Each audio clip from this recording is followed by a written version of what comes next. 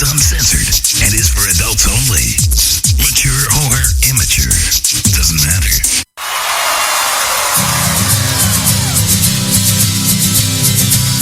Have you ever put butter on a Pop-Tart? It's so frickin' good. Have you ever put butter on a Pop-Tart? If you haven't, then I think you should. I was sitting in the kitchen one day and I was itching to fill out my belly with the piping hot jelly of the best damn treat in the world. He's talking Pop-Tarts. And I saw a stick of butter and it almost made me shudder and scream like a baby girl. I don't want a giant penis or a rocket trip to Venus. I don't want to win the lottery. I just want to squat and gobble till I'm dizzy and I wobble in a butterfruit and Joe Tart cream. So I put butter on a Pop-Tart. It was so friggin' good. Have you ever put butter on a Pop-Tart? If you haven't, then I think you should. Everybody, come along with us. Have you ever put butter on a Pop-Tart? It's so friggin' good. Yeah. Have you ever put butter on a Pop-Tart? If you haven't, then I think you should. Pop-Tart. With butter? Let me give you guys a friendly piece of advice, okay? Don't ever go up to the drive-thru, okay? Always walk up to the counter. You know why? Okay. Let me tell you. Okay. They fuck you at the drive-thru, okay? They fuck you at the drive-thru. They know you're gonna be miles away before you find out you got fucked, okay? They know you're not gonna turn around and go back. So they don't care. Who gets fucked? Oh, Leo gets. Okay, sure. I don't give a fuck. I'm not eating this tuna, okay? Shut up! Mr. Lugosi, I know you're very busy, but can I have your autograph? Certainly.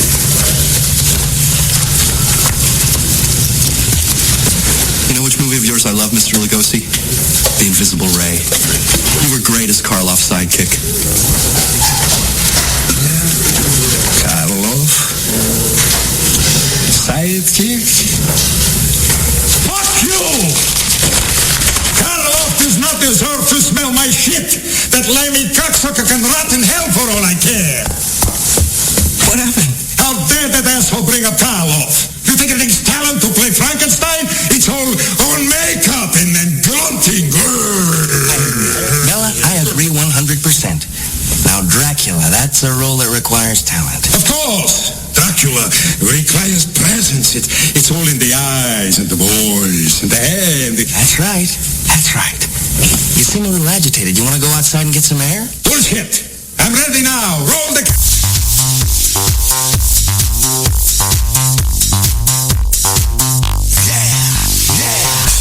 When I walk on by, I smell like shit and I'm coming fly. I pimp to the beat, eating from the garbage on the street. Yeah, this is how I roll. Paper bag pants out of control. You can find me at the glory hole, reading through the wall for a quick free blow. Girl, look at my body. Girl, look at my body. Girl, look at my body. I ain't trash. Please give me some money. Please give me some money. Please give me some money. I ain't trash. When I walk in the spot, yeah, this is what they see. Okay, an old dirty man that drinks his own pee. Got a disaster in my pants, and I ain't scared to show it. Show it, show it, show it. I'm sexy and I'm homeless.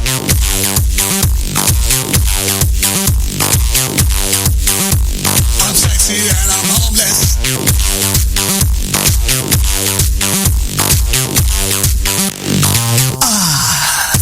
When I'm at the mall, I'm in the bathroom trying to clean my balls. When I'm at the beach, I'm in the brown bag trying to tan my cheeks. This is how I roll. Got a cardboard box that I call home. I keep semen in the jar, baby, don't be jealous. No shoes, no shirt, cause I'm fucking homeless. Girl, look at my body. Girl, look at my body. Girl, look at my body. I ain't trash. Please give me some money.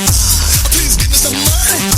Please give me some money. I ain't trash. When I walk in the spot, yeah, this is what they see. Okay, an old dirty man that drinks his own pee. Got a disaster in my pants, and I ain't scared to show it. Show it, show it, show it. I'm sexy and I'm homeless.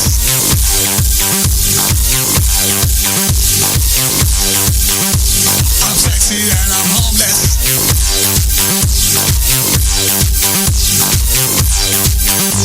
I'm sexy and I'm homeless. Hey, what's up? When was the last time you heard this song before 1:45 in the morning? Never. Ever? This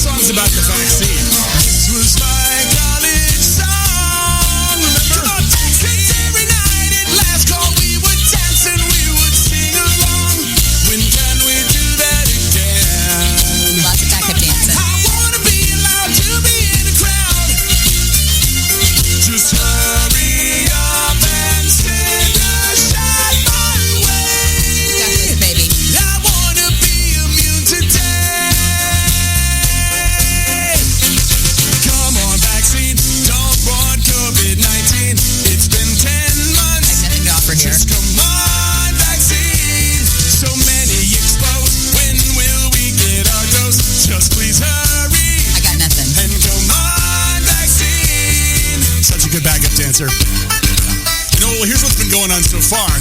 England got theirs first. Come on, vaccine. We had Project Warp Speed, but somehow our rollout is the worst. This has really sucked. Come on, vaccines, holidays, and birthdays. Come on, we need it so we can beat it. Hurry up. I'd also like to leave my house soon, away from my kids. Moderna and Pfizer, they did say there's 3 billion doses on the way. So come on, keep them coming, guys. Come on, vaccine. Can't get one for my teen. She's too young now, but come on, vaccine. Don't care what's in it. It could be made of and I take it. So come on, vaccine. Seriously. Like hot dog water. You know, Give it think to about me. what has been in my body the last 46 years. Mad Dog, Kiwi, Lime. The thing. I eat Chester's Flaming Hot Fries, one giant bag at a time. I've had 10 McRibs. More than 10. And I'm still ticking, so I'm thinking. Here we go, one more time. Whatever's inside of that needle can't be as bad as Red Bull. So I've had like 10 of those a day when I was a kid. When you were Come a kid? on, vaccine. None of us are that clean. Can you help us? Just come on, vaccine. I could get on a plane, see a show on Broadway. Since it's up, once it's open, so come on, vaccine. Okay, break. I used to bounce to this. Come on, vaccine for Betty White. Come on, vaccine for Dick Van Dyke. Come on, Morgan Freeman, he needs one right. Yes. Oh yeah. Hey, come on, come on. If you're over 65, come on. Keep Jackie Chan alive, come on. So Bob Barker can survive. Oh yeah. Because at the rate we're getting it in our country, we won't reach herd immunity until sometime in 2023. Come on, vaccine. How fast can you guys be? You can do it. Just come on, vaccine. Yeah, patience is key, but that don't work for me. I'm impatient. So come on, vaccine. Yeah. High five. Woo! Literally, I had one job to just like take his script and do that, and I forgot that Oh, halfway you did through. great. But I was really caught up. Live from the Raw Talk Studios in Southwest Florida, it's the Charles Richardson Show.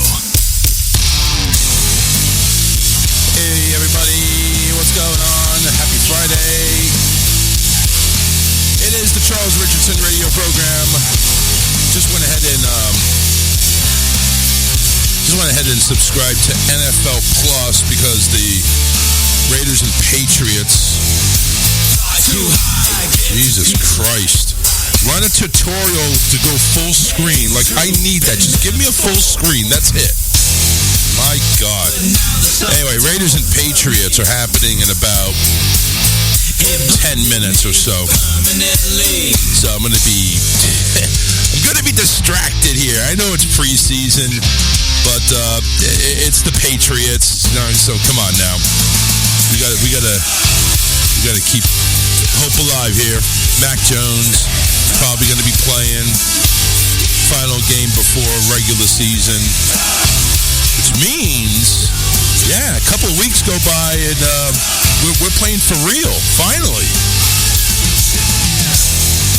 Yeah, they're running through. So one of the great things about NFL Plus is you go ahead and select a favorite team, and what they're doing basically is they're running through their season in review. They're going through everything that's happened in the draft. They're giving you some awesome highlights to look at, which is kind of cool. So it's like, obviously you see J.C. Jackson picking off people. You see every one of Mac Jones's 22 touchdowns and Damian Harris and how he performed and what to look for. So it's kind of cool. I'm wondering maybe I should keep it. I don't know. I'm doing the free trial because, I got lucky, and NFL Network had both the first two Patriot preseason games live, so it's like, I kind of got spoiled, but not this one. This one, you would think this one would be televised. This is the Patriots going up against Josh McDaniels, ex-offensive coordinator for the Patriots the past, several seasons. And, you got to take a look at it, and it's like, look, man, all the games that you have, you got the Giant game, and then you had the Panther game, but then you have the Raider game. I'm thinking, why would you not televise or go live with the Raider game? Why would you not do that? Why would you? I don't understand that. Whatever. Right now they're going through the projection. The worst case scenario, they're going 7-10. The best case is 11-6. So whatever. They're anticipating a 10-7 and making the playoffs. Oh, excuse me, no, that was last year. They were doing a review. Anywho, John Monroe took the Raiders -2. It was at the spread that the Raiders were given to or getting to. I don't know. I kind of wonder how that works anyway. It's like, I know whoever the favorite is, they're giving up points. Look at that. Yeah, John is like the resident gambler. So he goes ahead and calls his bookie. He's taking the Cowboys, getting 6.5. Taking the Chargers, getting 4.5. Bills are getting 5.5. And the Raiders are giving up 2. And I guess that's his parlay. So if everything goes well, and again, this is preseason. I kind of made fun of him before. Whoa, excuse me, that came out of nowhere. Excuse me. But it's preseason, John. What the hell are you doing? Why are you putting money on preseason? Unless you're just like, here's 20. I don't really care if I lose it or not. If I win, great. But if I lose it, it doesn't matter. So we shall see. We'll just say, just keep me informed. You go ahead and make that parlay, man. Good for you. Good for you. Everybody just joining us on the Charles Richardson Show Facebook page. You're looking at video live. Welcome, everybody. Hope you're having a great Friday. Everybody else listening all around the world, we appreciate you. And you're all welcome to go ahead and join in the fun. We will be talking Big Brother. A huge twist in Big Brother has come to a close. And there's been a lot happening drama-wise, so we'll get into all of that when Alyssa gets in here, probably in hopefully another few minutes. But anyway, 813-699-5353. John says he bet 20 to win 290. So hey, if he hits $290 in his pocket, that's that would definitely pay my cell phone bill and then some. So that's good. That's good. Anyway, 813-699-5353. Hey, listen, if you're out and about, I've never really mentioned this because I know we do have some listeners out there overseas and maybe they don't have international calling. If you want to go ahead and join me on Skype, my username is DJ.Chaz, C-H-A-Z. Just letting you know, and just in case if you wanted to Skype in while you're overseas and you don't want to have to spend the money, just go ahead and add me, DJ.Chaz, C-H-A-Z, and you can go ahead and call the show. Or, of course, you can find me on Facebook. Just go ahead and search The Charles Richardson Show and join our Facebook page, not a group. There should be no more group. Join the Facebook page, and you can see us live on camera in real time. And, of course, we're on YouTube. Again, same thing. Search The Charles Richardson Show on YouTube. And we're there. We're there right now, plastered live. And you can chat with us either way on Facebook, YouTube, Skype, or calling in at 813-699-5353. So plenty of ways to interact with the program, plenty of ways to interact with the show. And, that's it. That's it. We're on Monday, Wednesday, Friday from 8 p.m. Eastern to 10. And, we no longer have a website for the radio station. I shut that down. Listen, I'll be honest with you. As much as I love the baby that I created, the talk radio station, and I'm very proud of the programming that's on the talk radio station, the website just wasn't generating anything. And of course, money going out, nothing coming in. And, it just, there's other ways to listen. So you can go and listen to the station. The station is on TuneIn. So if you have the TuneIn app, it's a free app. You can listen to it. There's some ads sometimes. But, again, search Raw Talk Online. And that's the station, Raw Talk Online Radio. And you can tune in to any of our great programming. The schedules, I don't think, is on there. But we have a great morning lineup from 7:30 in the morning Eastern to 1 p.m. Eastern. Where it's back-to-back live morning shows. So that's awesome. And then, of course, we got Matt Connerton, Monday through Friday, 4 to 6. There she is. I don't know why we went 8 to 10. It's like, it doesn't matter. You still miss part of the show, but it's still, the whole point of you is to be here. That's the whole point of moving 8 to 10. So I don't know what the problem is, but, yeah, okay, well. So, glad you're here. I missed a whole, 10 minutes. Well, you know what? 18, actually. No, because the first 8 minutes you were doing a bit. Yeah, well, first 10 minutes, actually. So, first it's 8 minutes, then it'll be 15, then it'll be 30. There'll be another reason for something. And then we're going to do 9 to 11 then? We're going to go 9 to 11 just so we can go ahead and have coverage? I don't want to have an argument with you on the air. No. I don't want a plan to go in the fucking rears if it can't work. We went 8 to 10 because we thought that this is the plan to get him in bed and to you to be here for the whole show. I thought that was the plan. So, anyway.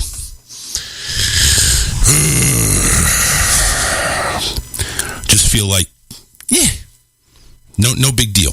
No big deal. Anywho, yeah, finally, my sister goes ahead and comments on something I comment on hers. Haven't talked to her in ages.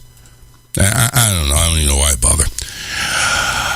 Anyway, so like I mentioned, Big Brother happened, and so there's finally the end of a twist. Now, the whole twist, in case you didn't listen on Monday or Wednesday, so the whole twist basically had two. The house was split into two. Okay, the house was split into two, and they half the house was living outside in the backyard, and the other half was living inside. Same rooms and everything like that, HOH room and all that stuff. The outside was a makeshift HOH canopy, or so to speak, a tent with a cot. So it was kind of weird how it all worked out.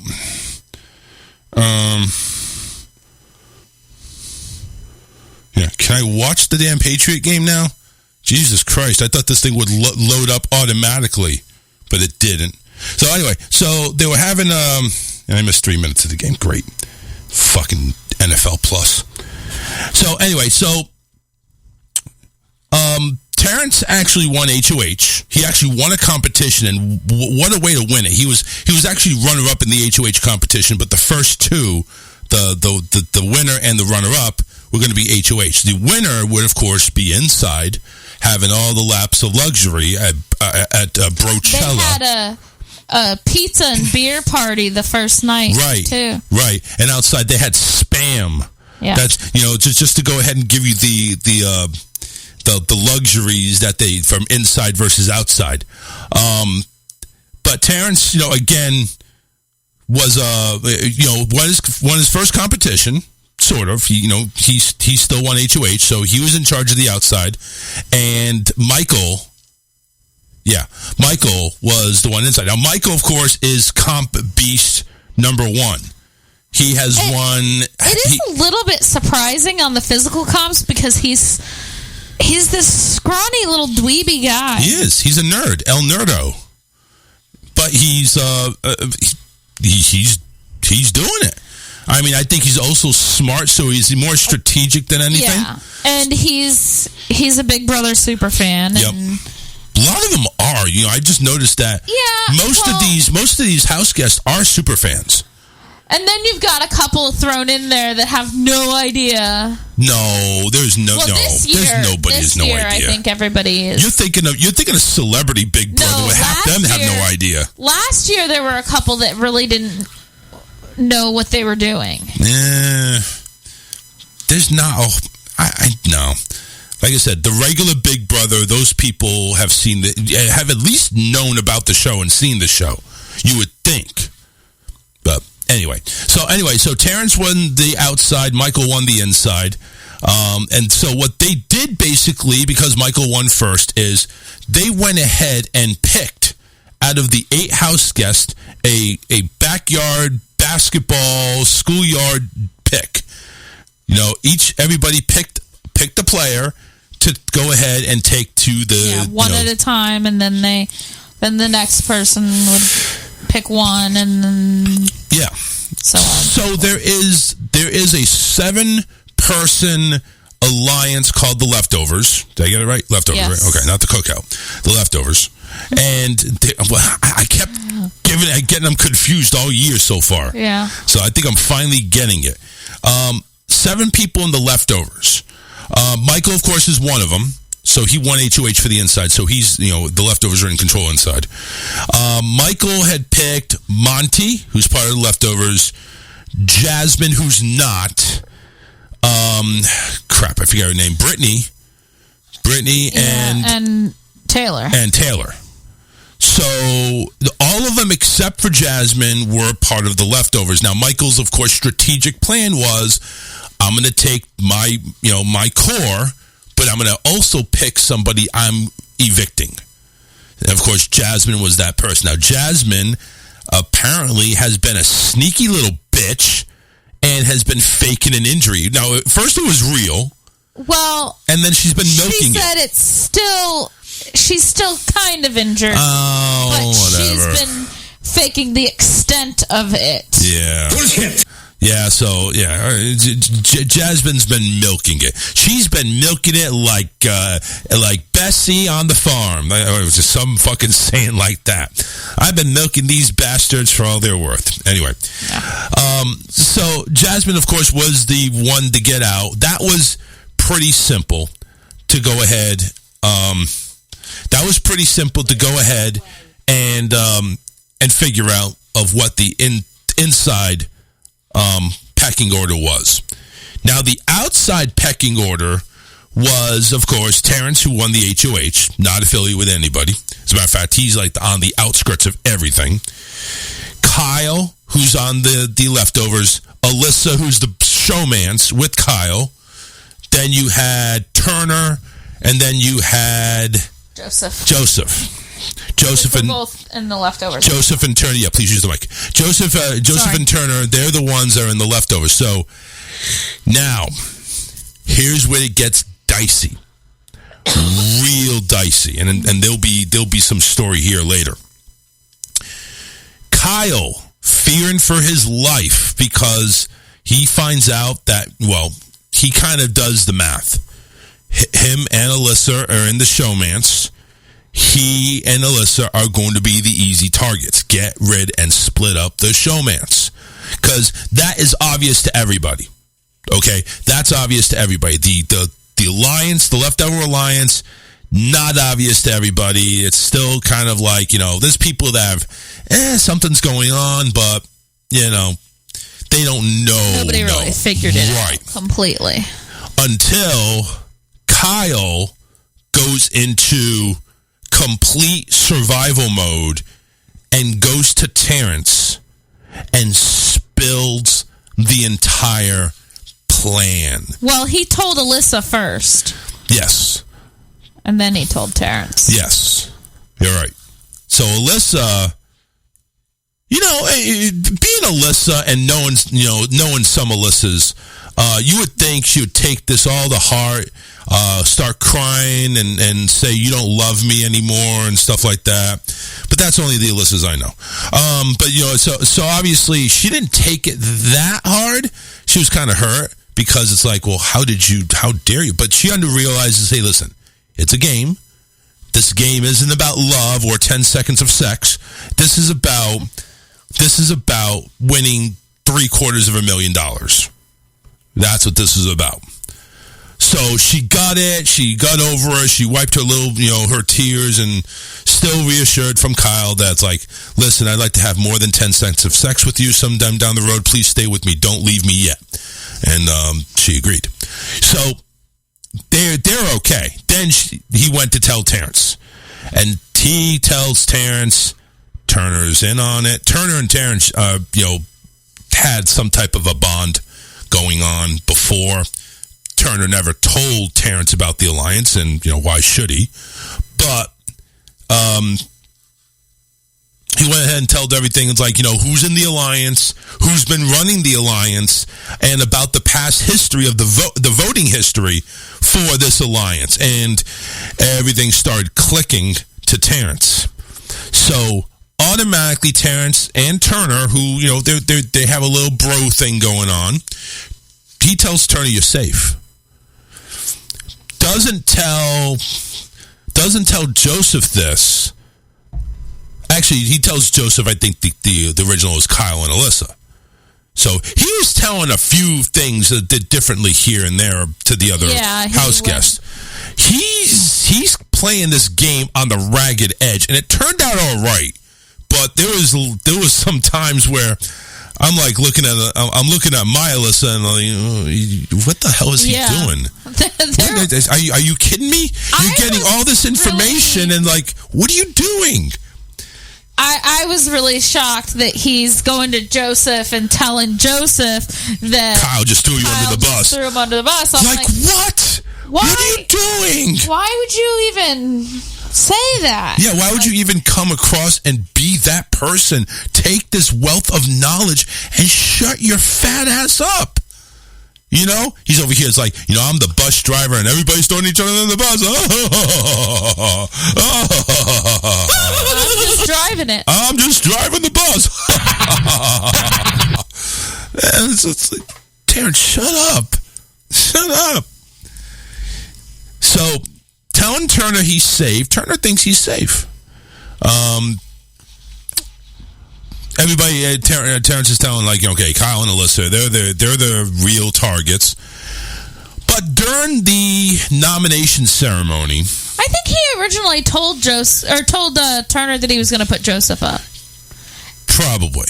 Turner wasn't happy about it, but no. Well, yeah, that's right. I remember that. Yeah, I remember that. Yeah, because Turner was like saying, "Hey, this is part of my alliance. I'm just going to smile and nod though, and I'm not cool with it though." He didn't want to out it. Yeah, he didn't want to out the alliance, even though he didn't know it was already out. Well, actually, no, it wasn't outed yet. Well, but it was going about to be. Yeah, it was about to be. So, anywho, during the nomination ceremony, Terrence goes ahead and bombshells Turner by putting him up and Joseph.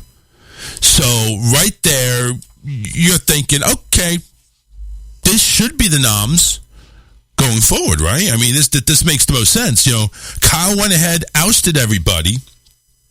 You gain his trust because he went ahead and told you what's going on, and you you believe him. And you think this would be the nomination. So if everything, unless they win the veto, nominations stay the same. That's what you would think internally, like, okay, this is the gameplay I would do, right? It'd be the gameplay you'd do. Yeah. Don't rock the boat. You've got two people on the block. Yep. Either one of them would be a choice for and that's eviction, and it's a big choice too. Yeah. So after going ahead and hearing everything Kyle did, and after the nominations, blah blah blah, then I believe this is before or after veto that Terrence went ahead and started rocking the boat. It was after Vito. After Vito. Okay. So Terrence, like, where the fuck did he come from? He was like sitting below the bridge, underneath the water, breathing with a straw. Nobody knows of him. Nobody's seen him, or he hasn't done anything. He wins, head of household, and he won the veto. So he has all the power. All the power. So what does Terrence do? I'm going to go ahead and stir the pot. He brings Joseph over. Hey, did you know Kyle just ousted you and the other 5 people in your alliance? Huh? I mean... And Joseph's practically in tears. Yeah. It's like, I cannot believe we need to get rid of Kyle. Joseph goes ahead and pitches. Well, Kyle actually wants to get rid of you. Like, really? Oh my God, I got played. Yeah, you did. You got played, playa.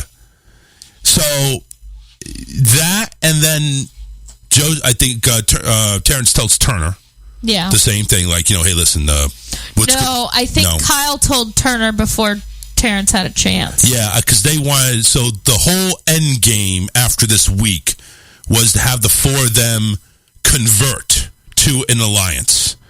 And they call themselves now the After Party, which... This is where it gets interesting. This is, go ahead if you have. Go ahead if you have. Because they have an opportunity now to completely blindside the people who are still in the house. Yes. Nobody in the house knows that that Kyle outed them.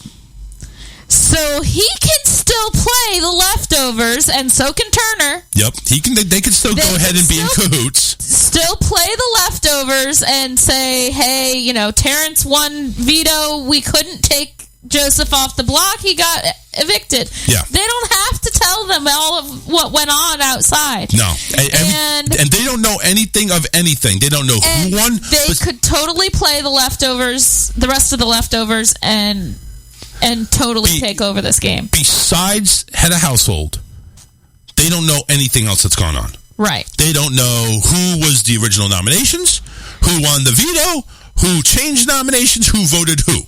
Right. Well, none of them know that anyway, who voted who. There's only 2 votes. So it got interesting to the point where Terrence, again, has the power of veto. He has the power of veto. He's got Turner and Joseph already on the block.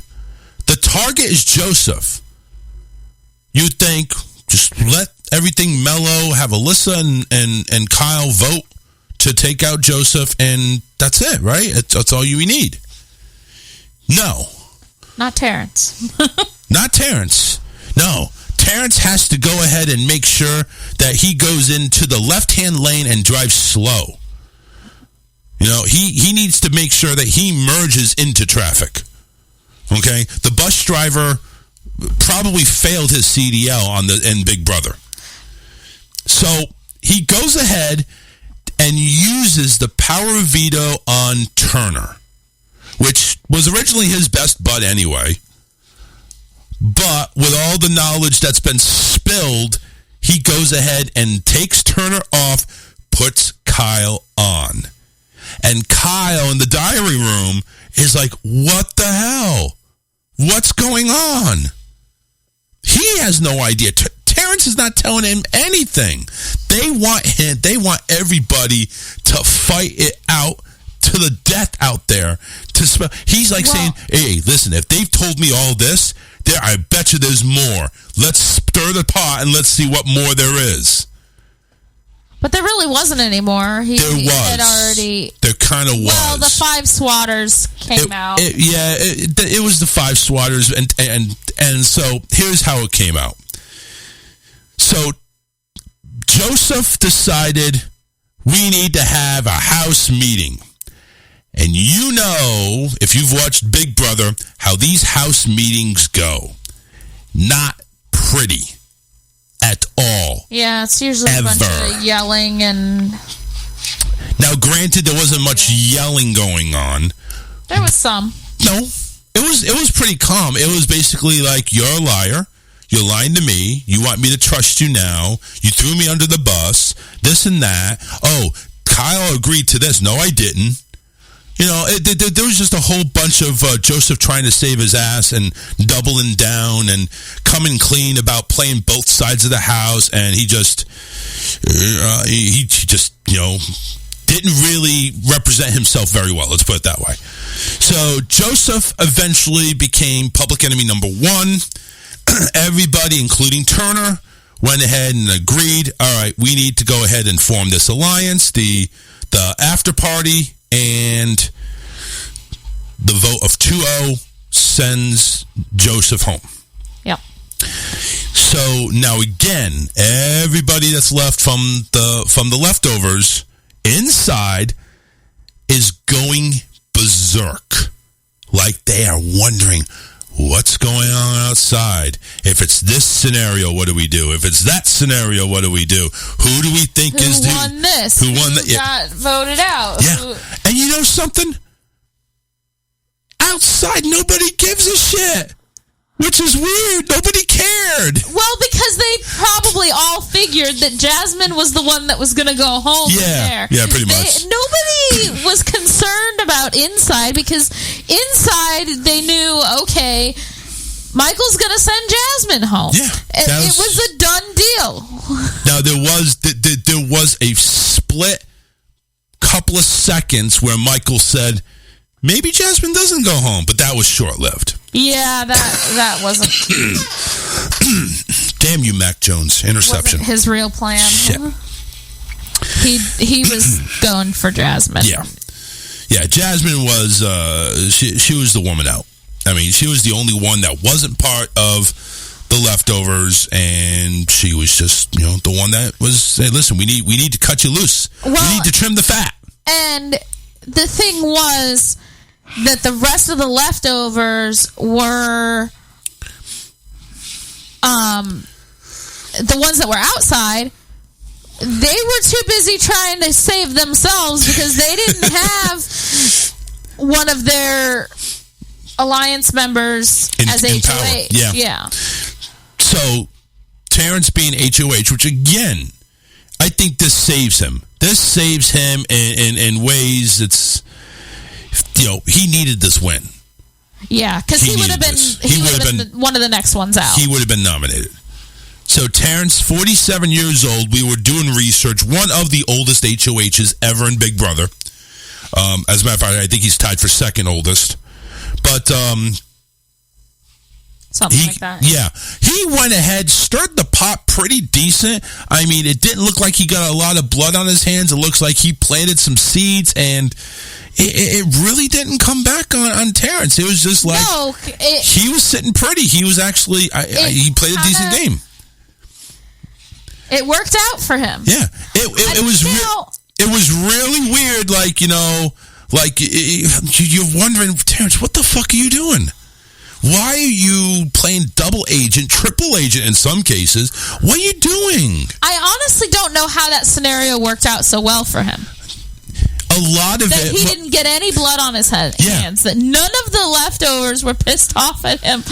I mean, they were outside. Why would they be pissed? See, the thing is, now I get it. Why would they be pissed off at him?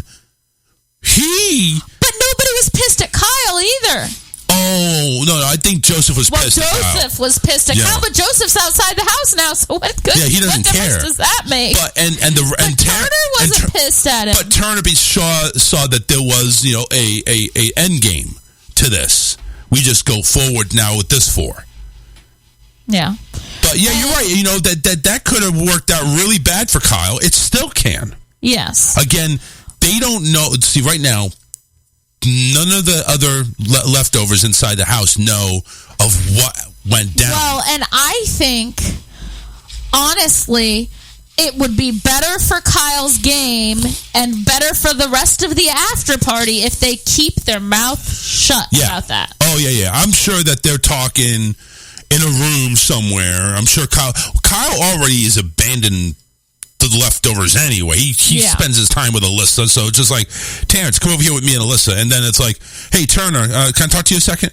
Just to kind of like, do a rumble, or do him and Turner like maybe in a separate room, just so there's no suspicion going on. But it's like, it's like, let's play both sides. If we have HOH for like if Monty gets HOH or I get HOH or whatever, maybe we just keep things cool. But now you got to wonder, hold on, who's left? If the leftovers, the actual leftovers, get in power, Michael, Brittany, you think? I know Kyle is probably going to go ahead and jump. Kyle's going to jump. Then that's the only scenario where I see the after party having a problem. Yeah. Because what's left? Terrence and Alyssa are the two that are outside. And those are going to be the obvious after party. They're going to be the obvious nominations. So that's where I see them running into a problem. Yeah. But if Kyle or Turner or Alyssa can win this HOH, I think they're going for a big shot. Pretty right now. They're going for a big shot. Now, keep in mind, and I bet they go after Monty. Right. So keep in mind this. So let's talk numbers right now. There are 8 people in the house right now. Okay. So if you get one of the actual 4 that don't know anything that's going on of the after the. Yeah, the inside leftovers. Yeah, the inside leftovers. If they go ahead and get power this week, then you know they're putting up Terrence and Alyssa. Yeah. That's who they put. Unless it's Kyle. They could go after Kyle because they were already kind of hinting at that anyway. Yeah. Depends on who wins it. I say Michael or Brittany would probably not mess with Kyle, but I would hope they realize numbers are dwindling. But I think Monty would go for Kyle. I think Monty would go for Kyle. I think Monty would go for Michael. Because Michael is a beast. He is, why wouldn't you take a shot? I don't know if he wants to do anything with the leftovers yet. The numbers are done. He just lost his bromance. But the numbers are now down. If they don't know about what happened outside, then they think that they're still in the majority. Well, yeah, of course. And they still might be. So Kyle and Turner might throw Terrence and Alyssa under the bus. Well, and here was the other thing, too, though. Remember, Kyle was originally talking about trying to pull Michael and Brittany into this new alliance that they were trying to form. See, how would you do this? Because now there's an alliance that's formed. See, here's the thing. Michael and Brittany were already kind of on the outskirts of the leftovers anyway. Yeah. I think he could pull them. I think if he goes to them and says, but if he does it and it fails, then what? But maybe he doesn't oust what he did or what he said outside. Oh, okay. So he's talking about. He just says, "Hey, I have an idea. We're forming we want to form this alliance. Are you in?" Yeah, but if you start forming it and you start saying what players are in, that means these other players already know. You're already ousting the alliance anyway. It's tricky. You gotta first off know that they really want out. He doesn't have to say, "Hey, I totally ousted the leftovers and all of this other shit that went on outside." He can just come to them and say, "Hey." He could. Here's the thing. He could. Terrence and Alyssa lay low. He could go ahead and say, "Hey, I just ousted everybody," even if Brittany and Michael. Even if Brittany and Michael do want out or don't want out, and they just say, "I'm going to stick with the leftovers," it's still 4 against 4. Yeah. It's still, the numbers are even now if everybody sticks to their guns. Remember the 5 swatters? Yeah. Nobody stuck to that. But I think this is more solid than the 5 swatters. I think so too. But is it solid enough to stand up to the leftovers? But here's the thing. He could still go to Michael and Brittany and just pitch an idea. Like, hey, So I was thinking, if you really want out of the leftovers, we have a plan. Let's try and see if we can talk to Terrence and Alyssa and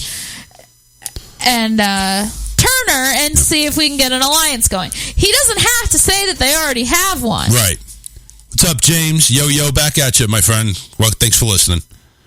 So yeah. They don't have to go ahead and spill everything. If he's smart, he has a way to really play this and really get it going. It's going to be interesting on Sunday. Sunday, they're going to go ahead and recap everything that happened, because as of Thursday, when Thursday happened and they went ahead and evicted these two, at the very end of the show, everybody joined forces back inside. So everybody knew who's out. They found out. But they didn't know anything else. Right. They found out Joseph is gone. They found out Jasmine is gone. So now it's like, well, there's a lot of secrets outside. There is. Last night would have been a good time to watch the live feed. Yeah, probably. I mean, tonight may be a good time, too. Yeah. You know. But yeah, we're gonna find out everything. The show ended, it would have been a real good time to watch the live feed, see what went down. Because that was live. That was already going on, and I'm just curious. Wikipedia, Big Brother. There we go. I'm just curious to see if they do have an HOH, and who is it?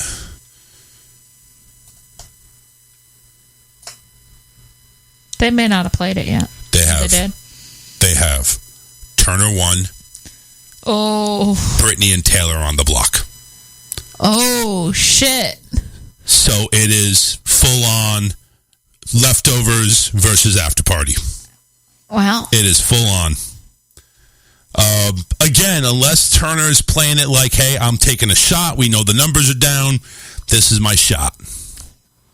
I'm surprised he wouldn't go after Monty or Michael. I think he might have Monty in the back burner, maybe Michael too, because they're comp beasts.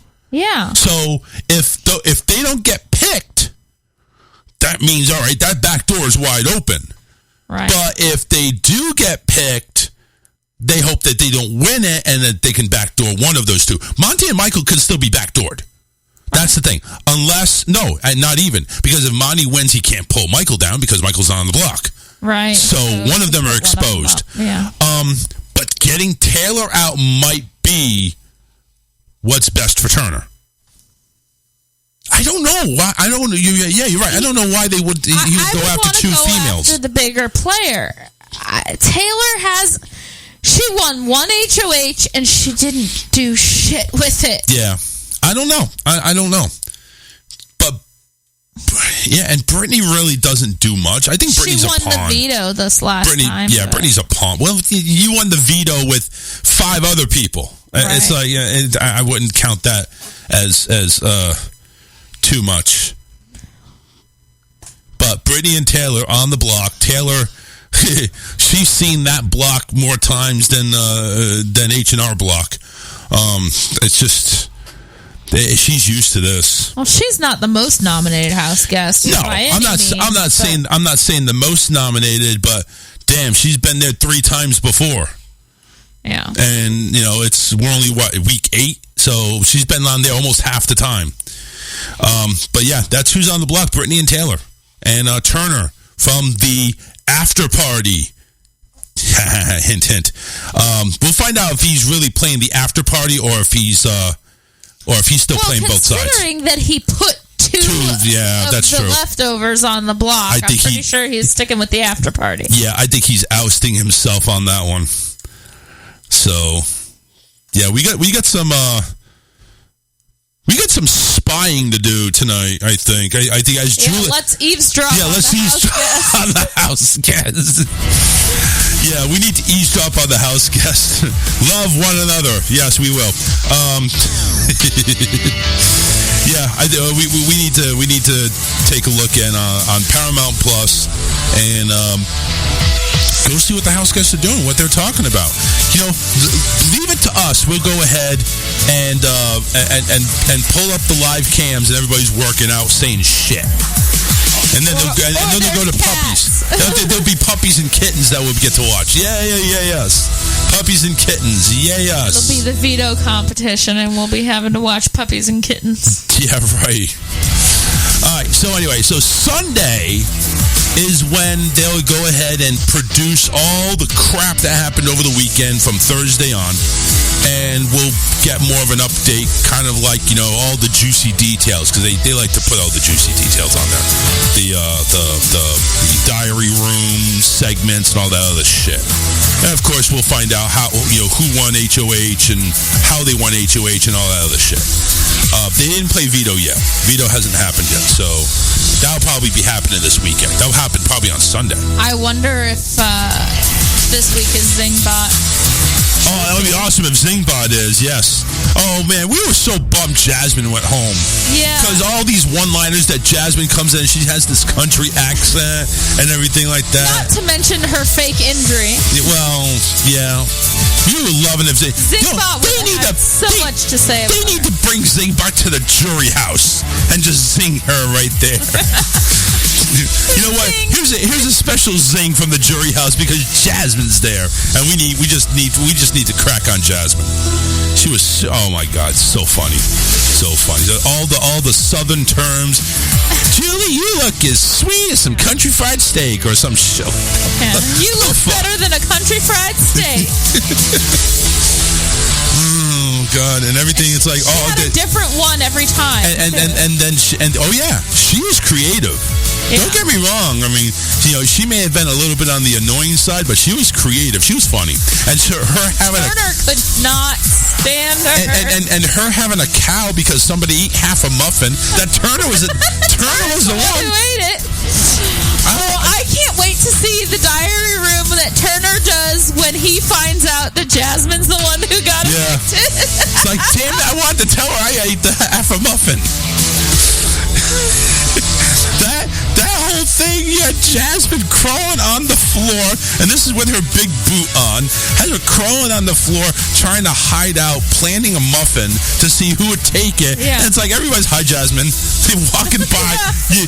You ain't doing anybody any good. You ain't hiding very well, girl. You ain't hiding very good. She was really torn up about that muffin. She was. Let's take this call. Bad Billy's on the phone. What's up, Billy? Yeah, I'm going to call in, and I'm going to take all your listeners, and I'm going to be back in September with the show of shows. This is bad impersonation of Crazy Joe. That's what this is. It's horrible. What the hell, man? I just had to do that. No, you didn't have to do that. That was horrible. That was terrible. Hey, when you put no effort into it and you just don't care. Yeah, that's true. What is going on? Matt obviously was supposed to be on the Crazy Joe show last night or something, and it's what the hell happened? Totally stupid, especially on Joe's part, is because he said without even consulting with Matt first that he was going to have a debate with him. Yeah, Matt had he had other things to do. Matt having things to do? What? Oh, say it ain't so. Yeah. So, but somebody ended up calling into the Crazy Joe show spoofing Matt's number, and so he calls that number back, and Matt's lured in there, and all he does is just mock Joe, and pretty much Joe can claim victory in this all he wants. Yeah. But nobody. Listen. I don't think anybody really cares. I do kind of wouldn't mind if you'd pass me that MP3. I would like to listen to the shows and hear that train wreck. Yeah, I'll listen to it while I'm taking a dump. Only bad thing about that is my computer recently did an update, messed up my settings, and the sound's a bit messed up. You can still hear it, but it's not that great. Oh, well, I'm sure maybe it wasn't just the computer. No, you got to consider the content. Is it really, Yeah, Matt just basically made a fool of Joe, and Joe's too stupid to realize it, as you know. Yeah. Well, I get it. Listen, Joe wanted to go ahead and he needed his ratings to go through the roof, and he thought Matt was the guy to go ahead and promote a big thing, and yeah, there you go, ratings boom. And then, of course, that guy Big Kev, as he calls him, called into the show, and they spend about 45 minutes talking about me. Big Kev, huh? Yeah, somebody who claims now. After I challenged Joe, I said, if I come to New York, I'll pick an underground venue, and we can slug it out bare knuckle. Yeah, why and not? Here comes this guy. Oh, this is the big like bodybuilder that he has in his back pocket or something like that. Yeah, I got you. Yeah, and I said, if he's such a big boy, about 6'7" and 300 pounds of muscle, bring him on camera with you and prove it. But and now they're saying he's saying I don't have to do that. I don't have to prove nothing. It's like okay, all right, bye. all you are is a voice over the phone. I mean, that's kind of what it sounds like. Listen, I don't know the guy from Adam. I could care less, but it's like it kind of sounds like. Well, listen, just telephone tough guy, just on the internet, like say, yeah, I can kick your ass. It's like, well, Joe's the one going after Billy. I mean, he's over here calling him all sorts of shit. Why do you have to fight Joe's battles? Is it because, are you an AARP representative or something like that? Is it something that's required in the insurance that he has? I mean, are you a big brother, little sister type deal? Or, I don't understand. I mean, what is Big Kev? I mean, how much is Joe paying you? $20 a month? Come on. I'll double it and just, stick a dildo up Joe's ass, and that'll be great. I mean, that'll be worth it right there. And for double the money. That's another thing too. Is I'm sorry, the way Joe, and this is real talk. The way Joe treats his so-called friends is just. I'm sorry, I will not be disrespected like that. I got it recorded where Joe is so frustrated, and Kevin's trying to help him, and he starts threatening Kevin. And doesn't he? So he's threatening. He's threatening the big guy. Yeah, he said, he's like, if you don't give me a straight answer, I'm going to kick your ass, whatever, things like that. Oh my God! Well, this is supposed to be a friend of yours, and you treat him with total disrespect because you can't figure out the technology of your own equipment. Well, I think that's been an ongoing thing anyway, hasn't it? Oh yeah, he's proven how computer stupid he is. Oh, brother. Well, listen, I don't understand what I've given up. I've given up to the point where it's like, well, obviously you see how much we talk about him. We don't really do it anymore. He calls in, and it's like, okay, I'll give him his like 30 seconds or a minute of airtime. People get pissed off at me, and why do you take his guy? Whatever. He's an old man, and I can't go ahead and I can't be mean to my elders. He's senile. Oh God. Well, then there's that one video. He still doesn't realize how gay that one video he made him really look. Oh, I'm sure. Which one I'm talking about? No, the one where he lifted up his shirt and started playing with his nipples. Oh my God! I didn't have that. You know what? I haven't seen that, and I'm not going to see it. No. You gotta be kidding me. He made a couple months back. He did that, and that don't surprise me though. I replied to one of his videos with one of mine where he's sitting there without a shirt on. I'm like, dude, put a shirt on. Nobody wants to see that shit. So he makes another one playing with his nipples like, these are waiting for you. Oh, yeah. Like, that doesn't surprise me. Like, just to try to stick it to you, he's going to say, well, hey, Billy, you don't want to see this, but I'm going to show it to you anyway. And I'm like, dude, that makes you look totally gay. Yeah. Anyway, I just thought I'd mess with you a little bit, but no, it's cool. Matt's going to do something with the MP3 that maybe make it sound better, and then probably be better to get it from him. Okay, sure. Yeah, I'll go ahead and reach out. Yeah, all right. Sounds great. Take care. All right, Billy. Take care. Yeah. All right, bye. All right, that's Billy. AOW broadcast. Go ahead and make sure you tune in. All right. Touchdown, Patriots. Devontae Parker. But there's a flag, and, yeah, it's probably coming back. Yeah, it's probably coming back. Yeah, he's pissed off. Pass interference offense. Yeah, of course. Why not? Fuck you. Fuck you, refs. You guys can suck it. Fuck you! You guys are sucky. Anyway. What pass interference was that? Okay, I see that. All right, I see the extension. Never mind. Better angle, obviously. All right, we're going to take a break. We're at the top of the hour. Leftover Bullets and Revel 9. We got two songs coming your way. Going to eat up about 7.5 minutes. Then we got a bit for a couple minutes.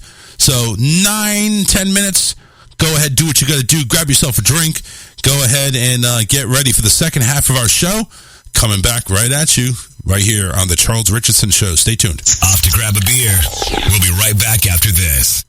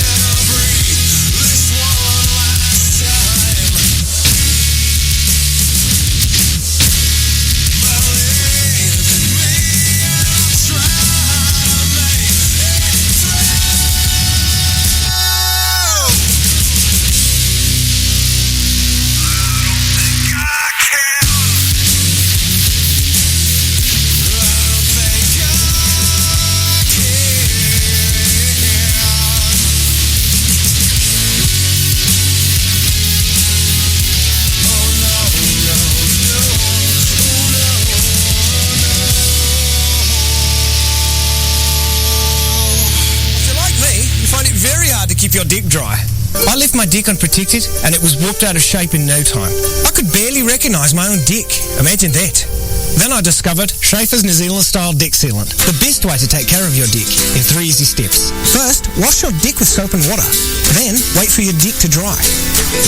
Once your dick is clean and dry, paint your dick with Schaefer's dick sealant.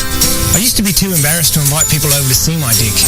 But now, my dick's the talk of the town. I even have pictures of my dick. Check out that dick. I want to send this to my secretary. Barbara always loves to receive my dick pics. After all, summertime is all about spending time on your dick. I'll often have 20 to 30 people on my dick at once. That can really wear your dick out, causing dick splinters and discoloration. But with Schaefer's dick sealant, my dick stays a nice golden brown colour. Who wouldn't want a golden dick? I used to never let children anywhere near my dick. My dick was too dangerous for cods to play on. But it seems like every cod in the neighbourhood's been on my dick this summer, and they've all had a good time. My dick's over 70 years old, but it looks brand new. That's part of the reason all my neighbours are jealous of my dick. Wasn't that right, Jim? Yes, you've got a nice dick, okay?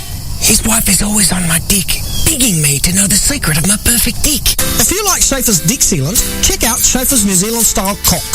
I had a huge hole in my dick, but I fixed it by jamming some cock in it. You'd be surprised how many things you can fix by jamming cock into them. Have an extra large hole in your dick?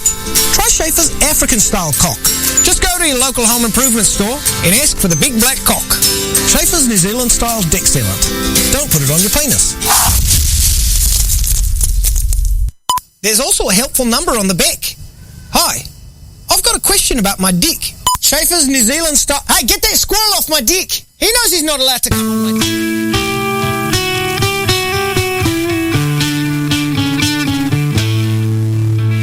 We're back at the best show you have never heard of. That's the Charles Richardson Show.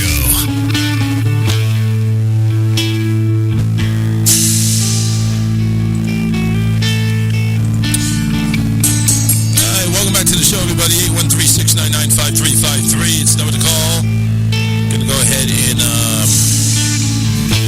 shout out to Karen and David.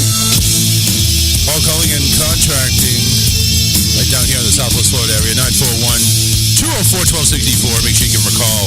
They're the team to go ahead and get on over to your home for any improvements, car repairs, lawn maintenance, much, much more. And they do service outside the state of Florida with their hauling services. So go ahead and give them a call, 941-204-1264. Whether you know it or not, they may be able to help you. Great prices and hard work, that's what they do. 941-204-1264 is home calling and contracting. Got a video here I wanted to actually share with you guys.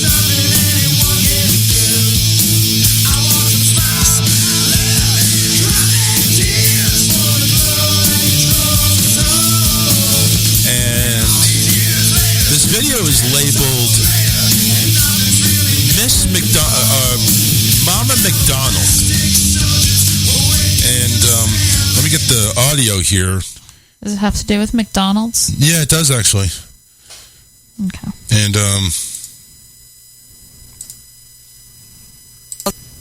and Lynn, but she often goes by. Thank you. Here we go. Andrea Della Rosa may be the assistant manager at McDonald's in Lynn, but she often goes by a different title. My nickname is the Mama McDonald. Mama McDonald. And it's easy to see why. He graduated first, and then this is my Aaliyah. She graduated after him. Photos from the high school graduation ceremony she's attended of the younger employees, including 18-year-old Emmanuel Graham. I appreciate you, Mama. You don't know how much I do. She treats me as if she's her child. She always checks on me. She makes sure I have everything that I need, and she always calls to see if I needed something. And I really appreciate that, because not having my parents, it felt as if I had one right here. The 18-year-old lost both of his parents. When it came time for him to apply to colleges, Andrea was there every step of the way. When he came to me and said he wanted to do this, I sat down with him on my lunch break. We filled out college applications. We did the essay together. He called me back and forth. She just helped me look at the schools around, and then we just made a plan, and that was it. We just followed through with it. That hard work paying off. This fall, Emmanuel is off to UMass Lowell to study business marketing. A surprise celebration at work before he leaves. I an exemplary employee, dedicated and committed, and going off to college and starting your next chapter. We're like, couldn't be more proud. And a gift for Andrea before she leaves for an upcoming trip to see her own 4 children and 2 grandchildren. Now there was a check for $1,000 right there from the employees there. That's how much awesome. she is. That is awesome. Emmanuel knows when he gets on campus, Mama McDonald's will be checking in on him as usual. Learning, meeting new people, and starting my next step, because I know that I have the support system that's going to tell me that I can be anything I want. Rachel Holt, WBZ News. There you go. That's cool. That was a really heartfelt story right there. Mama McDonald. I mean, listen, you can't write this shit up. I mean, this is the type of stuff that just happens, and there's just like, why would you do something like that for somebody that, you know, you just have an employee? Well, it's because you have a heart. And, you know, that just shows that there's good people in the world that actually give a shit. And you don't have to be their son or daughter or even neighbor. Hell, probably if she knew about the situation and everything, and even if he didn't work for McDonald's, it would be probably Mama Burger King or Mama or Mama Big Lots or Mama Walmart. You know, you could be the next Mama or Dad Walmart. Just go ahead and actually have a heart and, you know, show some love. I mean, it's not that difficult. I mean, maybe for people that don't realize it and or don't think that way, probably. But listen, I guess you have 4 kids that are grown. You have grandkids. So it's like, you know, you probably have an emptier house than what you used to be. And it's like, well, you know, here's a project. And that's how she probably looks at it. It's just like an ongoing thing. You know, we have somebody at work that's kind of like that. That's kind of like the mom. So Mama RBT? She's not RBT. She's BCBA. Yeah, Mama BCBA, excuse me. But yeah, I mean, she checks up on us. If she knows that something's going on, she helps us with, you know, whatever she can and stuff like that. So it's not even that far. I mean, this was all the way up there, I think, in Massachusetts. This over here in Florida. So listen, find your neighborhood or a local friendly neighborhood the Mama RBT, your Mama, you know, Big Mac, Mama whatever. I mean, yeah, but Mama sneeze a lot. We done? I don't know. Okay. I'll just mute your mic and let me know when you're done. So, here's a story out of the land down under. And it's not one of these stories that you would think actually would ever happen. Like, this is bizarre. Like, bizarro world for Australia. Now, I know they're all kind of weird down there.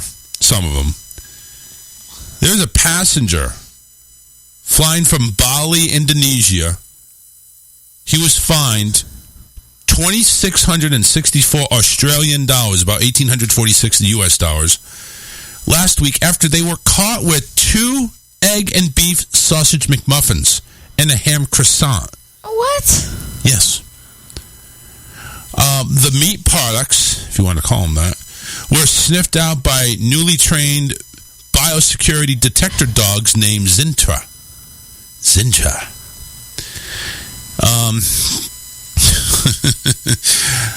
Murray Watt, the Australian Minister for Agriculture, Fisheries and Forestry, said this would be the most expensive McDonald's meal this passenger has ever had. Yeah. This fine is twice the cost of an airfare to Bali, but I have no sympathy for people who choose to disobey Australia's strict biosecurity measures. And recent detections show that you will be caught. Now, obviously, as we found out, Australia has strict policies on the importation of food products in its effort to keep foot and mouth disease out of the country. Yeah, because why would you want food from outside the country? I guess they don't have Chinese food.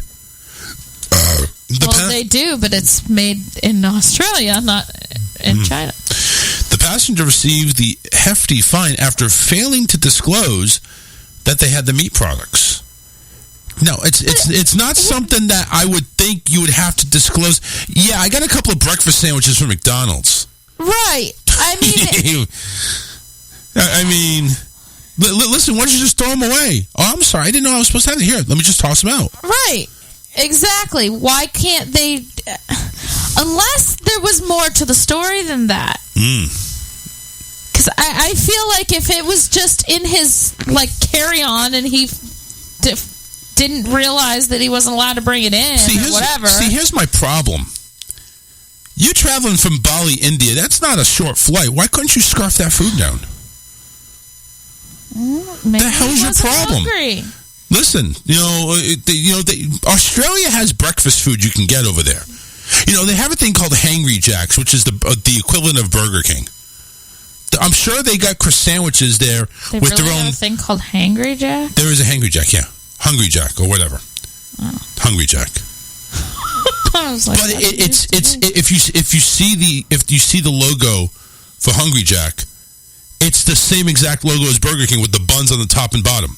Oh. And the word Hungry Jack in the middle. It's Hungry Jack. I'm sorry, not Hangry Jack. Oh. Hangry. I'm angry and hungry, and I'm a Jack. Oh, by the way, the meal apparently included some travel-safe hotcakes. I wonder how much it is for the hotcakes. Or they're not meat-related, I guess. Zintra is funded by a $14 million Australian dollar biosecurity package from the Australian government. The funding went to more biosecurity monitoring at mail centers and airports, including dogs at certain points. Why are they so against bringing in meat?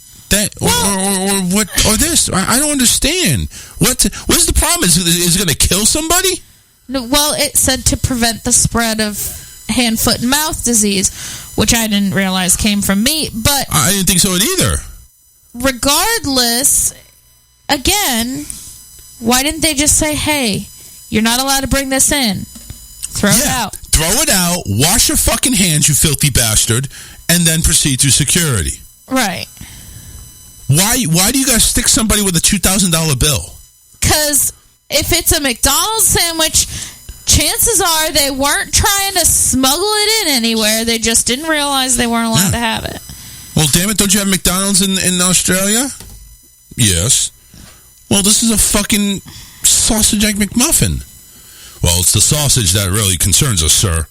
You're only allowed to have one sausage on carry-on, and that's the one between your pants. Well, how much is that fine? $500. Yeah, 2 sausage egg McMuffins. They had a couple of hotcakes, and they had a bagel or something. Whatever. I don't know, croissant. I don't get it. What's the problem? That is not hand, mouth, and foot disease. I'm sorry. Well, I don't know how that spreads, so maybe it... it is contagious between people, but that's between people. What the fuck? I don't know about the meat. Are you going to go ahead and share this McMuffin with somebody? And if it is, you're probably sharing it with somebody that's in your travel group. And then what happens? I guarantee you're not bringing it in and saying, "Hey, mate, you want an English muffin from McDonald's? I bought it from Bali." Oh, no, get out of here. Ah! It's like oh my God, it's gonna be a riot if they allow a McMuffin to come through. No sympathy, really? You can't just go ahead and say, "Look, dude, just throw it away." I mean, my God, when you go on in a line to Disney for a ride, no drinks allowed. There's a canister right there. Yeah. I don't. Well, most airport security, if you can't bring something in, they just tell you throw it out, unless it's like a gun or a weapon or something. But again, if they catch you with the food, why didn't you disclose this? Because it's fucking McDonald's breakfast. I didn't think I had to. Who the hell discloses that? I didn't eat it on the fucking plane. I was going to bring it to my hotel room so I can have it. Well, that could cause finger, toe, nail, anus disease or something. What the fuck? So can sharing your food, you fucking kangaroo. I mean, my God. Gonna go ahead and find somebody. Not like he was bringing in like a pound of ground beef or something like that. It was If it's USDA choice ground beef, it's probably illegal there anyway. You don't want that. That has to be ASDA or something like that. Australia, whatever. Yeah. I'm bringing in food from McDonald's. No. We're going to give you a $2,000 bill. Are you kidding me? No, sir, we're not kidding you. Look at my face and the teeth that I'm missing. We're not kidding. 2 McMuffins, a croissant. Oh, no, we'll let the pancakes slide. We just care about the meat. Because that could cause... Don't bring in Arby's. Oh, God, yeah, they have the meat. The meat. They have the meats. They got the meats over there. But meats are going to cause this ear, nose, and toe disease. Whatever the fuck you want to call it.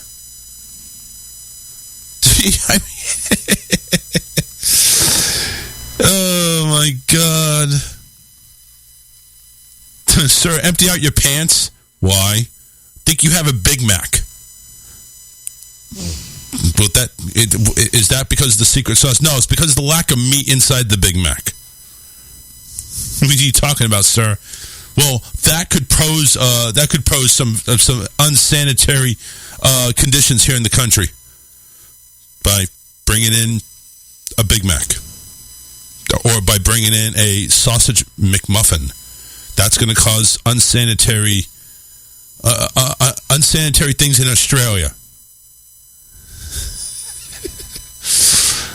Biosecurity measures. $2,000. They're fulfilling the conditions under Australia. The seized meat will be tested for foot and mouth disease before it is destroyed. We're going to make sure before we throw it into the trash can, we're going to test it. To poison people or make people sick. We're going to test it for foot and mouth disease. Because God forbid, if he took a bite of it and there's saliva that could transmit foot and mouth, oh my God, he needs to be executed. They're going to test this. I'd be royally pissed at my government for the waste of money going into something like this. Yeah, it sounds like a lot. A waste. Now, granted, I can understand why it's so much. It's because, something stupid like this, they're going to charge you $2,000. Listen, just, don't let me in the country. I'd rather go home. I don't even want to be here. Listen, I was forced to come. My wife told me I had to. Son of a bitch. Of course, you had to fumble the ball. Damn it. Oh, okay. Patriots got it back. Anyway. The seized meat will be tested for foot and mouth disease before it is destroyed. Do you hear the words? We're going to go ahead and bring this to a lab that's probably going to cost way more than $2,000 to test the meat before it's destroyed. We already plan on destroying the meat. We're not planning on testing it, and if it clears protocol, we're going to give it back to the guy. No. Now, how is it that they test it? Do they take a bite of it and make sure when they poop it out, it doesn't have any fecal matter? The thing is, they go and they test this.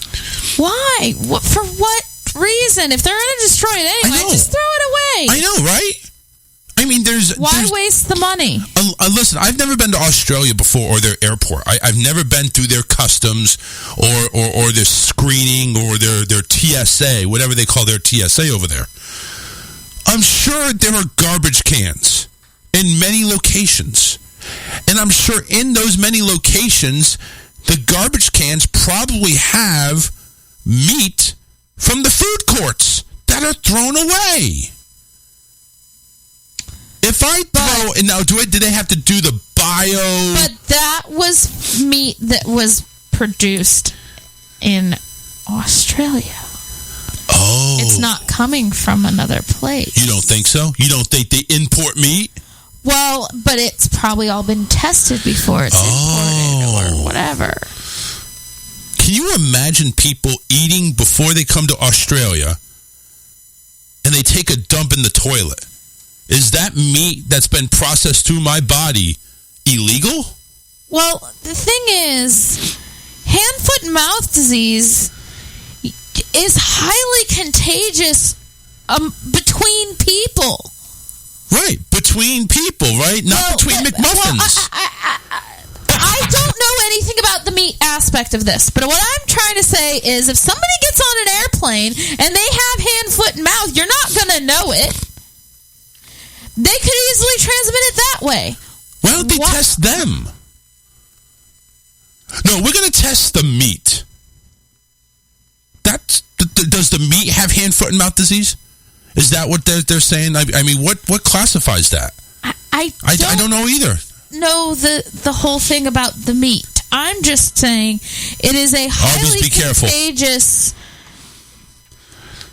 Be careful, Arby's. Disease, and it can pass between people. We have hand, foot, and mouth burgers. I'd be more worried about people than meat. I would too. The fact that they just go ahead and slap a fine on you, they know it's like, well, you know it's illegal to bring this into the country, right? No, sir, I did not. Please take it, throw it away. Or let me take it out of my hands. I will throw it in this red bag that is probably for waste, medical waste, and I will go ahead and sanitize my hands. I will even go ahead and take one of those radiation showers if you need to. You know, please don't fine me $2,000. You know, I spent half that for a plane ticket from India. You know, I'm sorry, India. Over in India, McDonald's is gourmet food. Please don't take my traveler's checks. Please don't do it. But we're Australia. We're going to spend more of our citizens' money, and we're going to test the meat that we're already planning on throwing away. Please don't mind us, Australian citizens, our fellow Australianers. Please don't mind that we're training dogs to sniff out McDonald's. Please don't mind us. It's not about hand, foot, mouth, and anus disease. No, it's about McMuffins. We need to make sure all meat from outside Australia is outlawed. $2,000 fine for bringing food. What a fucking joke. 813-699-5353. John says, beat the meat. Yep. It's probably what he's doing to go ahead and earn that $2,000. OnlyFans. Here's a disturbing story, actually, in Florida. In Tampa, actually, which really disgusts me. An 85-year-old Florida man was arrested for trying to buy a child. This was back in 2018, but he's behind bars, according to a report. WESH, actually, which is the NBC affiliate there in Orlando, that Helmuth Cobb was arrested Thursday for violating his probation. Authorities said Cobb offered to buy an 8-year-old girl from her mother at a Winn-Dixie store. Wow. Holy shit. You know, remember that? You probably don't remember the scene. Remember the Blues Brothers? Yeah. Jake goes ahead and starts fucking around with the table at the rich place, rich restaurant, and says, "How much for your kids? I want to buy you." I didn't think that was serious. I didn't think that was actually a serious thing. Cope reportedly told... Good. There's also a scene in Steel Magnolias when they're talking about how she can't have kids And her fiance says, "I'll buy you a child if I have to." Yeah. That's well, you know what? That's probably like a fostering child or adoption or something like that. Well, no, because it's an older movie, and back then they did sell children. But look, it was kind of a form of adoption. Yeah. It wasn't like they were buying them for slaves. It wasn't like they're buying a slave. No, it's like, listen, how about you come live with us and we'll make it worth your while. Whatever. This apparently wasn't. I mean, obviously, I would never. Like this is creep. Was not for. Yeah. Kolb reportedly, predator, obviously, told the child's mother how pretty her child was. 8 years old, by the way. Then followed them to the parking lot where he yelled at the mother and offered $100,000 for the child. In 2018, he was arrested for a similar incident after he grabbed another 8-year-old girl who was sitting with her mother, kissed her wrist, and then offered $200,000. Where the fuck is he coming up with this money?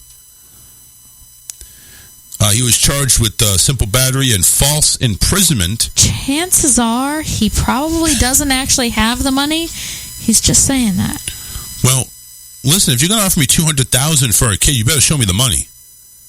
And then once I take the money, I'm going to beat your ass with it and then call the cops, saying that you're trying to rob my $200,000. I'm going to play both sides. It's like, okay, where's the money? Right here in my briefcase. Let me take a look at it. All right, this looks pretty real. You got yourself a deal. Here you go. Take the briefcase, and as he turns around, beat the fucking shit out of him, call the cops. This guy tried to rob my $200,000. Because what is he going to do? What is he going to do? Oh, no, that was actually my $200. I was trying to buy her kid. Oh, really, sir? Is that what you were trying? See, I win both ways. I get to keep the money and my kid, and the asshole goes to jail. And then I take my daughter to Disneyland. You're messed up. No, I think about this shit. It's like, okay, now I know what the fuck to do. You want to go ahead? Listen, if you want to pay for me, you want to pay $200,000. Oh, even the $100,000. You want to pay me $100,000? Where's the money? Show me the money. Show me the money. And when he pulls out a briefcase of $100 bills, I'll test them, make sure it's real, because I'm not going to get scammed. I'm not going to go and say, okay, I'll take the money, but I'm not going to be able to spend it. No, you PayPal me. There you go. PayPal me $100,000. Can they do that? I have no idea. Does PayPal have a limit? I have no idea. Yeah. I don't know. Yeah, John, I see. I've been watching 13-3 Raiders halftime. Mac Jones should have had a touchdown to Devontae Parker. That's all I'm going to say. But taking a look at this old bag, man, what a creep. I mean, what the fuck? How is this guy not in jail? Like, jail before this? Apparently, he was sentenced to 5 years probation. That's it. This guy needs to be locked up behind bars. False imprisonment and simple battery. Dude, you're going after an 8-year-old kid. You sick motherfucker. And you only get simple battery and false imprisonment? That's it? Shit. My God, this guy needs to be locked up and beaten to death inside a jail. That's the only way this makes sense. That's it. It's the only way it does. 813-699-5353. What would you do, guys? I mean, or even ladies. Would you go ahead, take the money, and just beat the hell out of the person, call the cops, and do the story I did? I would. You get your hands on the money, you go ahead and beat the living shit out of the kid. Or the guy. Sorry, not your kid. Beat the living shit out of the guy. And then turn him in. What is he going to do? That's my money. No, it's not. It's mine. You gave it to me. Oh, and what did you give him? And what was the trade-off? Well, what did he buy? Oh, he was trying to buy my kid. So I just beat the living shit out of him. He tried to kidnap my kid. Yeah, but if you tell the cops that, they're not going to let you keep the money. Well, I'll hide the money somewhere. I'll at least hide half the money. You know, at least go ahead and take $50,000 out of the 100. Somehow I don't see that this scenario would work. I'd give it a try. They're not going to arrest me. They're going to arrest the sicko that's trying to buy my 8-year-old. They're going to arrest him.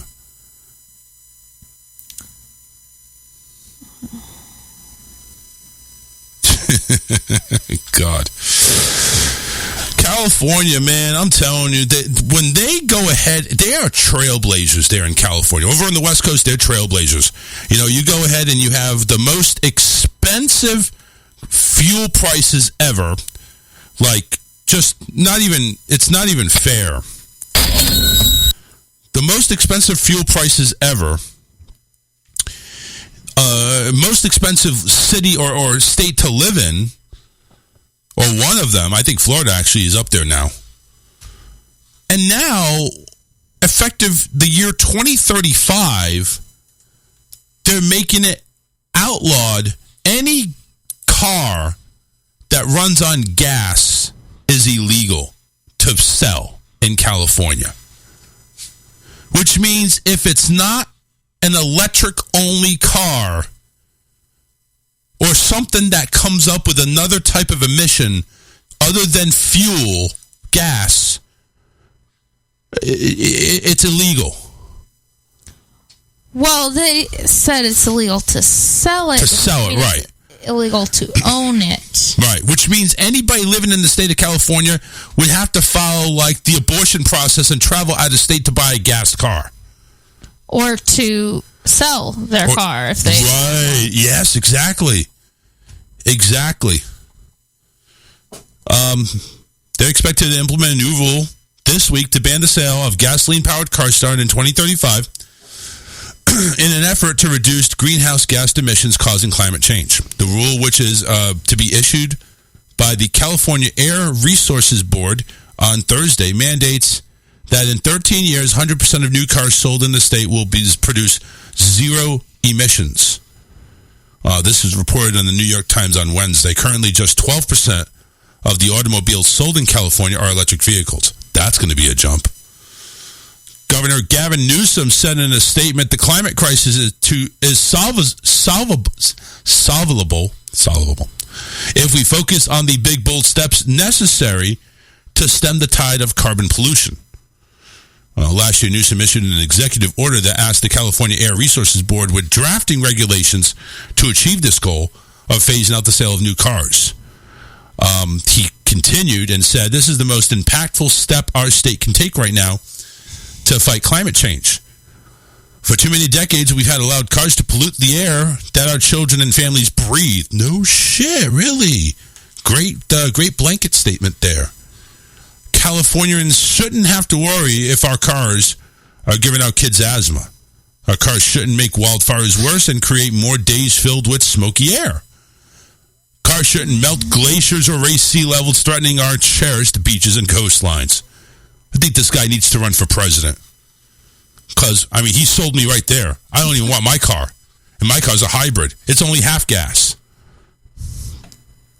See, my car would be illegal to sell because it runs on gas. Has a battery, but it has gas on it.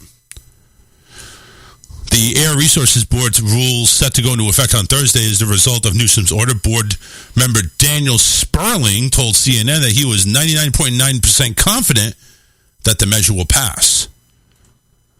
So while the rule bans the sale of new gas passenger automobiles by 2035, it does not prevent Californians from owning or selling used gasoline-powered vehicles overall. Oh, so you can sell a used or buy a used one, but you can't sell or buy a new one. Gotcha, yeah. The board is also in the process of readying regulations that would prohibit the sale and operation of gas and diesel-powered trucks by 2045. Those restrictions will not go into effect on Thursday, though. At least some states are expected to follow California's lead. They don't say which ones, But it goes on about greenhouse gases and fossil fuels and stuff like that. But yeah, I mean, listen, I applaud California and what they're doing. You know, I just think, I think it's a really big step. Like, I'm not sure if that's a step that is going to be possible. You really going to go ahead and get rid of all gas-powered vehicles, passenger vehicles, new ones, I should say, by 2035? Like, so imagine you're an automobile dealership. Only what? They said 12% right now are electric only? Yeah, just 12%. And that's going to rise 88% in 12 years. Some car makers don't even have any hybrid or electric vehicles. Yeah, they don't have it.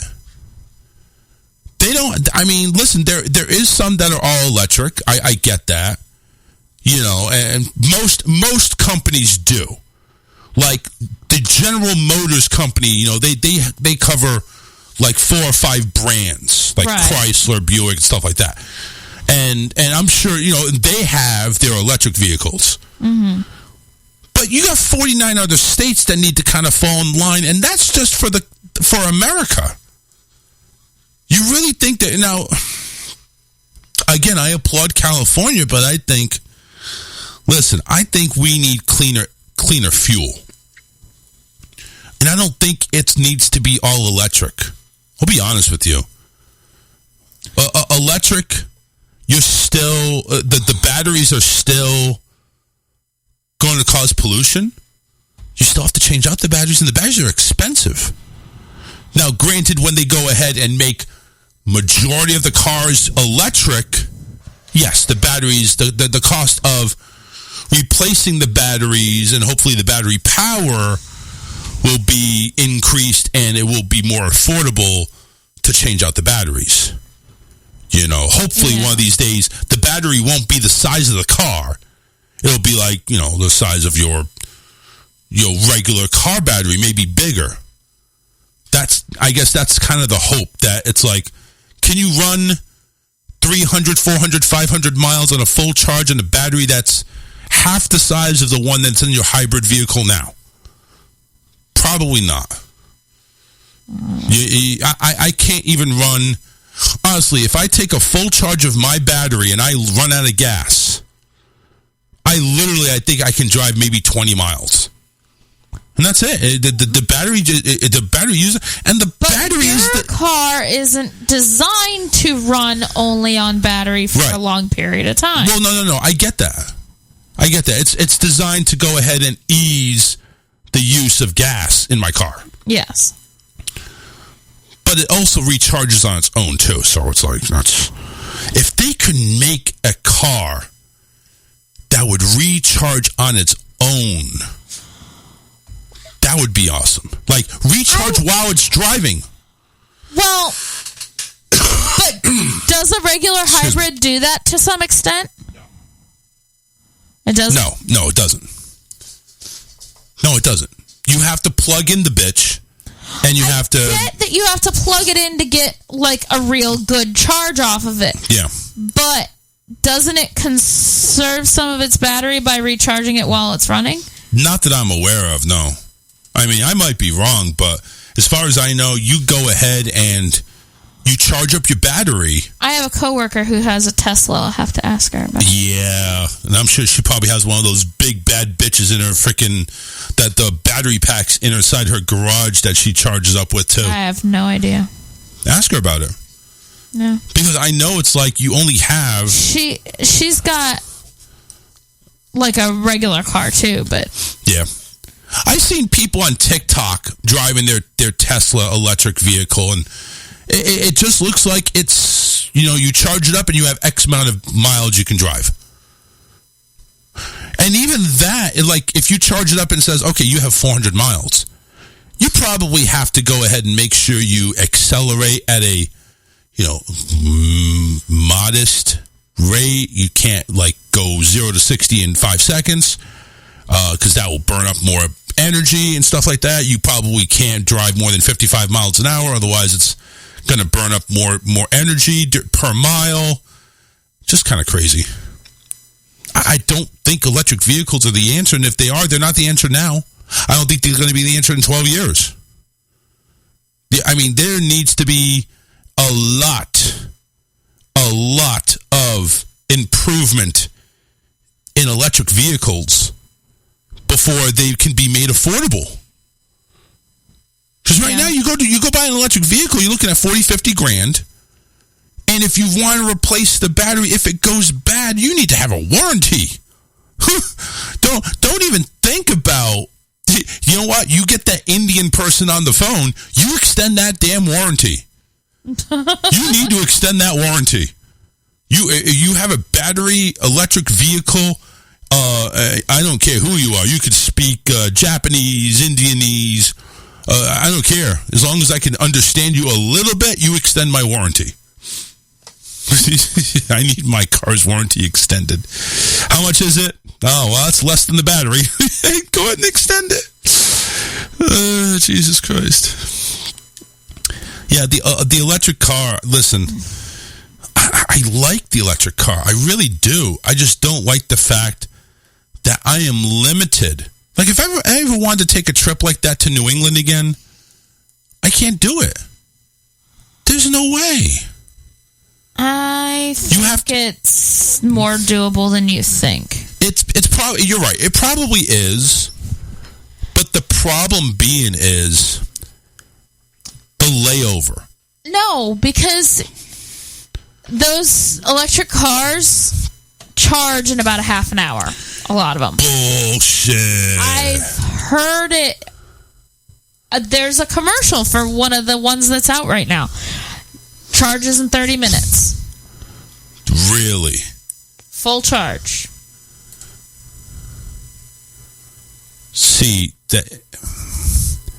I don't know which one it is. It's probably a Tesla. I'm sure it is.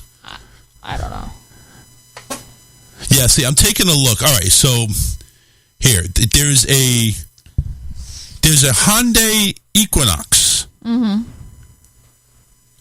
2022 Hyundai Equinox, $39,950, which is cheaper than I thought it would be. But still, it's like, oh, God.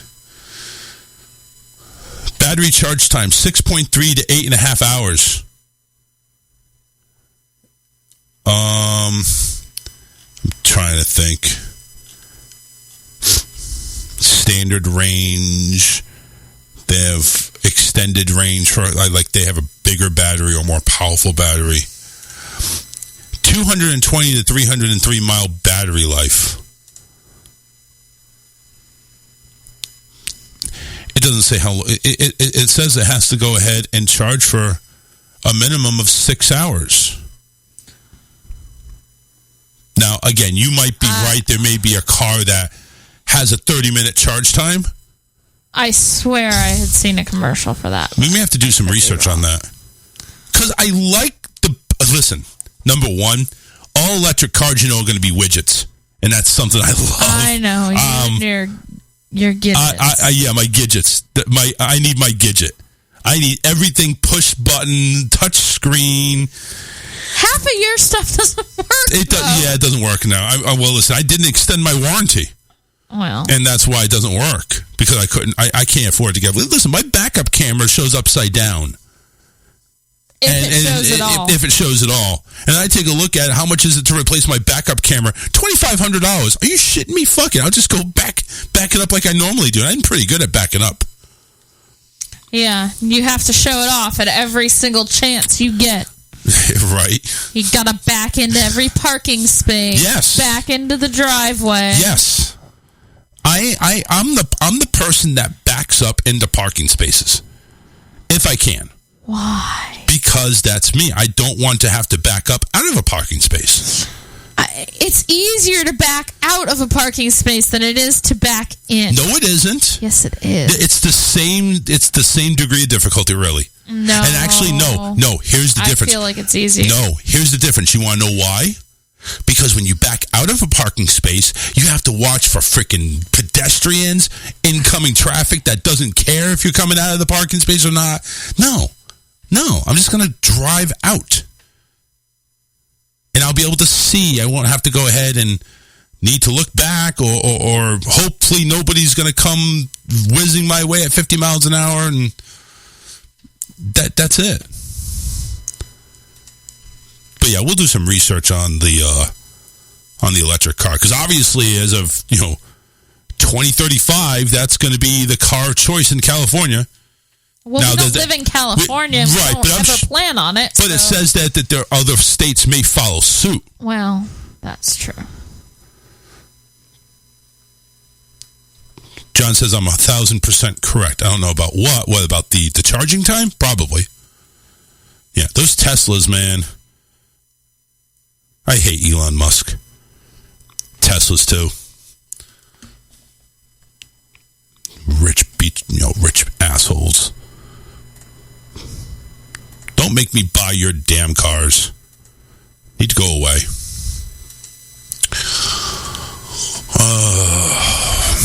Well, anyway, we're getting ready to get out of here at the end of the show.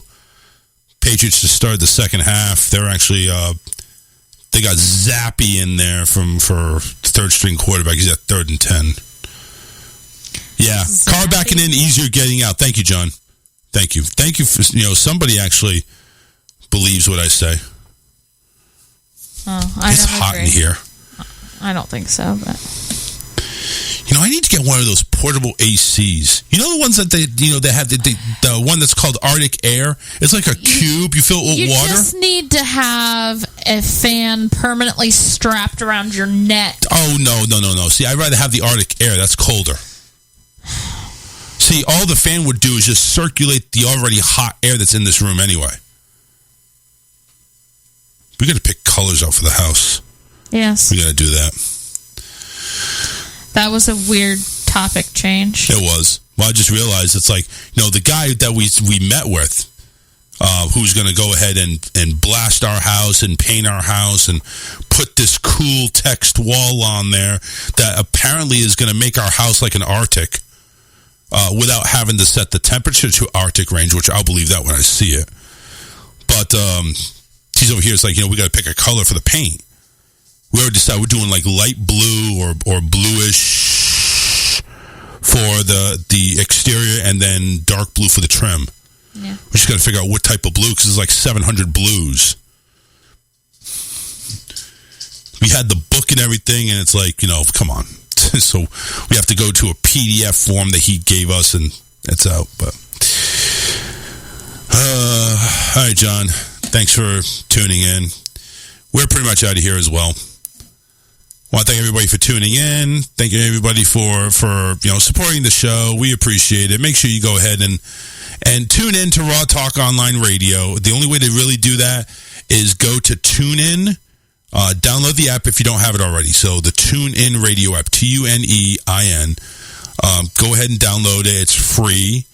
And just search Raw Talk Online, and we're right there. And just go ahead and take a look and listen to all of our great shows here, especially in the morning, Monday through Friday. We got a great morning lineup, live shows from 7:30 a.m. all the way to 1 p.m. Eastern Time. It's great, and we're very proud of it. And great shows happening, great shows and or underground rock and roll for the rest of the day. So we're very happy about that. Email the show if you'd like, rawtalkonline@yahoo.com. And, of course, don't forget, make sure you sign in to our Facebook page or YouTube channel, or both. Just search The Charles Richardson Show and Wappo. Well, I'm sorry, Stephan's rubbing off on me. And then you're part of the gang. Yay! We are family. We're out of here, folks. Have a great weekend. We'll see you Monday. Right here on the Charles Richardson radio program. Later, Gators. But now the sun don't hurt me. It blinded me permanently.